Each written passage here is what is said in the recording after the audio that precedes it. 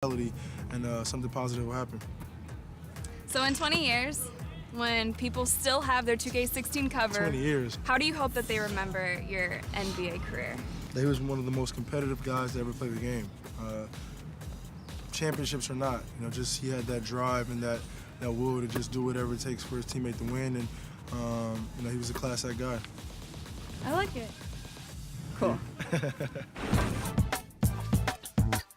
The high pick and roll is a staple move in the NBA, and today we have Scott O'Gallagher to show you guys how to execute this play in 2K16. What's up, 2K fans? Scott O'Gallagher here, and welcome to another edition of Winning Tips. This time, we're talking pick and roll.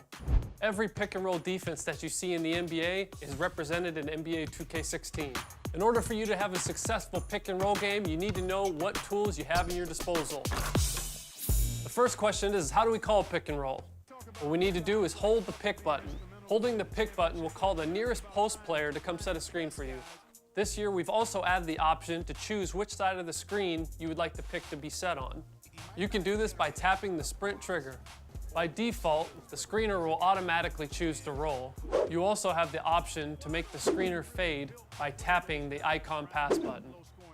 One of my favorite options in NBA 2K16 is the ability to choose who you want to have as your screener.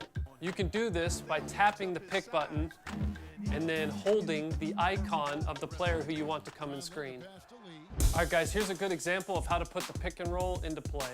As you can see, we're in a 4-out, 1-in set. What does that mean to you? How many players are outside the 3? So right now we've got 4 players. That means we're stretching the floor.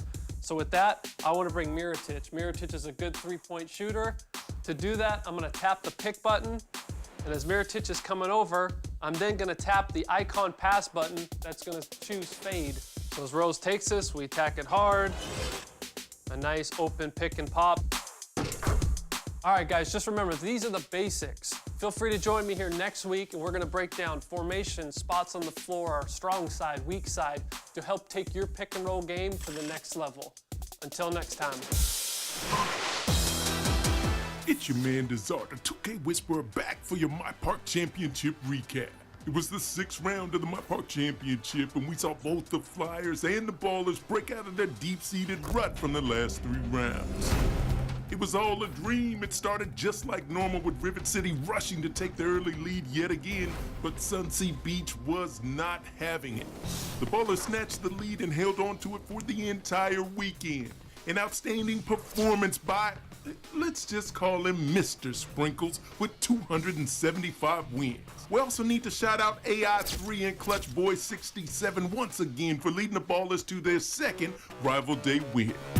The Rough Riders held on to that 2nd place slot with nearly 500 wins combined from the dynamic duo of Sunless 2.0 and OP 2.0. But with 12 hours left to go, the Old Town Flyers found inspiration and caught Rivet City napping. They snatched 2nd place from them and another championship point to go along with it.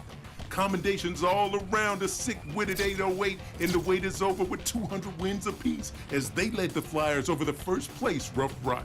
We asked you to help the Flyers out last week, but they didn't even wait for help to arrive. Old Town brought the funk to My Park. To find out which room and where you will play this week's house rules, check out the wall to find out. And if you win this week's rival day, remember to pick up your prizes as well.